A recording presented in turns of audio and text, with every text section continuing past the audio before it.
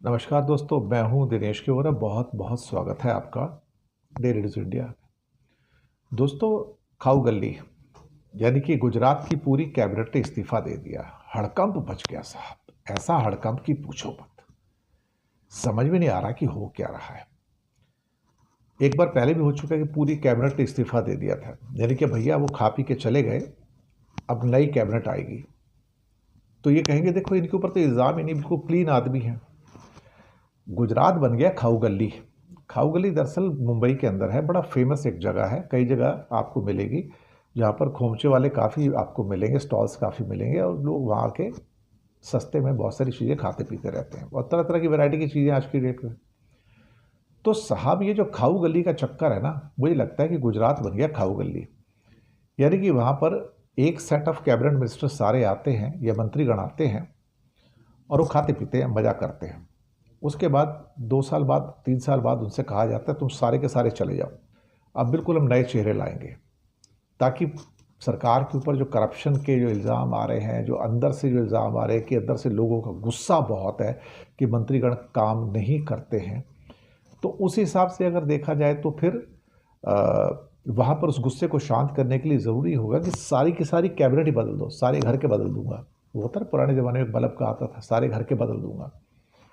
तो ये दूसरी तीसरी बार होने जा रहा है गुजरात में कि जहाँ पर ये सारे के सारे मंत्रीगण हटा दिए गए, तो ये खाऊ गली के लोग सारे लोग खा पी के करप्शन के अंदर लूटपाट करके चले गए साहब।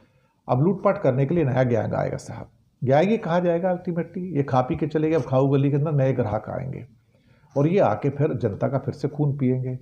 गुजरात के अंदर जो करप्शन है उसकी तो इंतहा, मैं तो कहता हूँ इंतहा की भी इंतहा है।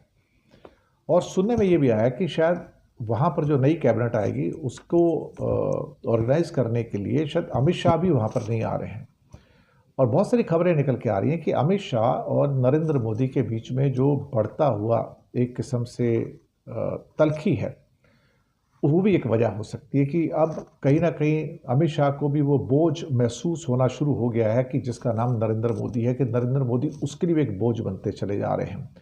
और उनको लगता है कि नरेंद्र मोदी की गिरती हुई साख और ना खाऊंगा ना खाने दूंगा, वो उनके लिए भी भारी पड़ रही है। और ख़ास तौर से निशिकांत दुबे के खिलाफ जो अभी इल्ज़ाम आए हैं सारे के सारे लोकपाल से, उसने तो और ज़्यादा बीजेपी को विचलित कर दिया है और अब उनके पास जवाब मिल नहीं रहे, क्योंकि ये सारे के सारी चीज़ें लोकपाल से निकल के आई हैं, तो ऑथेंटिकेटेड है कि जहाँ पर निशिकांत दुबे के फ्रॉड हैं।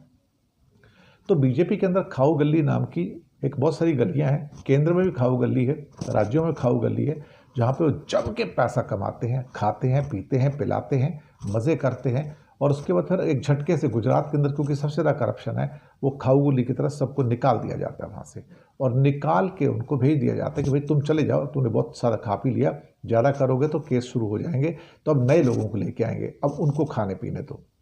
ये भी एक अजीब सा ट्रेंड है कि साहब गुजरात की खाऊ गली में हर बार एक नया बैच आता है खाने पीने के लिए और पुराने बैच को कहा जाता है टाटा टाटा बाय बाय, आप चले जाओ, आपका काम खत्म हो गया।